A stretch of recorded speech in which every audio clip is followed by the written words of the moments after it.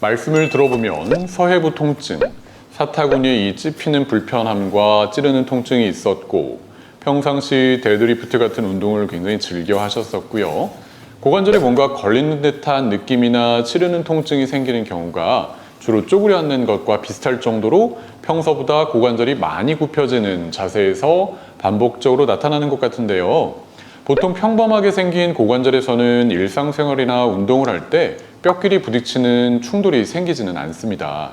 그런데 고관절을 구성하는 뼈인 대퇴뼈와 골반의 비구 부위에서 뼈가 부분적으로 좀 이렇게 튀어나온 경우에는 고관절을 많이 굽히거나 돌리는 자세에서 뼈끼리 이렇게 충돌이 생길 수가 있고, 이런 충돌이 자꾸 반복되면 연골 손상이 생기면서 고관절 통증이 발생하는데, 바로 이러한 상태를 고관절 충돌 또는 대퇴비구 충돌이라고 진단을 하게 됩니다.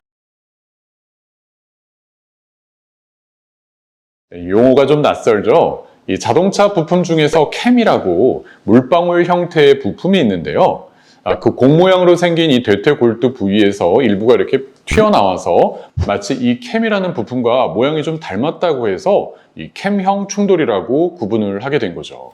이 관절 연골 손상은 갑자기 어느 순간 나빠지는 것이 아니라 이 반복적인 충돌과 충격이 누적이 되어 생기는 것입니다.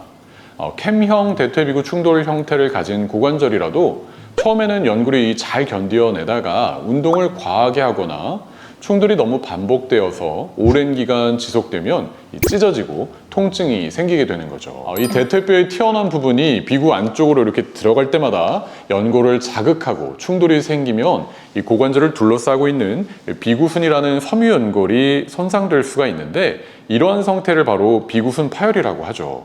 그래도 너무 걱정하지 마세요. 이 대퇴비구 충돌이 있고 비구순 파열이 있다고 해서 무조건 수술이 필요한 것은 아닙니다. 일단 지금까지 내 고관절에서 충돌이 일어나고 있었다는 걸 모르셨잖아요. 지금부터가 중요합니다. 일단 평상시 통증이 호전될 때까지는 당분간 좀 운동을 삼가거나 줄이시고요.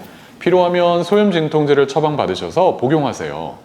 그리고 앞으로는 오리걸음 자세 정도로 쪼그려 앉거나 스쿼팅하는 자세를 좀 피하시고 웬만하면 바닥 생활을 안 하시는 것이 좋고, 침대와 의자 생활을 유지하는 것이 좋습니다.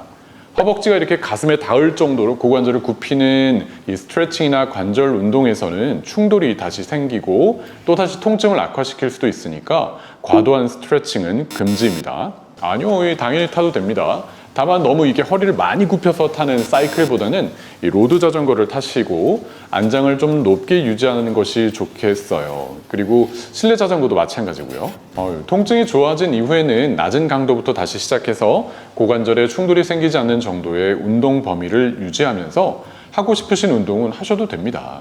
다만 너무 좋아하는 운동을 할 때마다 통증이 재발하고 점점 더 심해진다면 진지하게 원인을 해결하는 수술적 치료에 대해서 상담 받아보시는 것이 좋을 것 같아요. 아니에요. 대퇴비구 충돌에 대한 수술은 복강경 수술하듯이 내시경으로 관절 속을 이렇게 들여다보고 거의 째지 않고 하는 수술이라서 위험하거나 심각한 수술은 아닙니다. 째지 않고 수술하기 때문에 그만큼 회복도 빠르죠. 수술할 경우에는 파열된 비구순을 봉합하고 파열을 일으키는 이 튀어나온 뼈를 깎아서 다듬는 치료를 하게 되는 거예요. 자, 증상을 말해줘 now. 오늘은 대퇴비구 충돌 때문에 생기는 비구순 파열과 고관절에 생기는 통증과 증상, 그리고 치료 방법에 대해 말씀 나눠봤는데요. 다음 시간에도 새로운 내용으로 찾아뵙겠습니다. 감사합니다.